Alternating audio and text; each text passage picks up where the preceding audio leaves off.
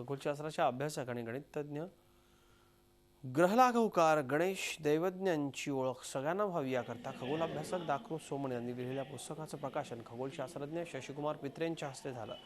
गणेश दैवज्ञ हे नांदगावच्या सिद्धिविनायकाचे उपासक होते। 1498 मध्ये नांदगावात जन्मलेले गणेश दैवज्ञ यांनी ग्रहलाघव हा ग्रंथ 1520 मध्ये लिहून पूर्ण केला। त्याकाळी पंचांग चुकायचं, मात्र दैवज्ञ यांनी लिहिलेल्या ग्रंथावरून आजचं पंचांग चालतं आणि ते अचूक असतं याची माहिती अनेकांना नाही। गणेश दैवज्ञ यांच्या खगोलशास्त्रातल्या महान कार्याची ओळख सर्वांना व्हावी या उद्देशाने आपण हे पुस्तक लिहिल्याचं दाकृ सोमण यांनी यावेळी सांगितलं। रायगड जिल्ह्यामध्ये मुरुड तालुक्यामध्ये नांदगाव या गावी जन्मला। त्यांचं नाव गणेश दैवज्ञ।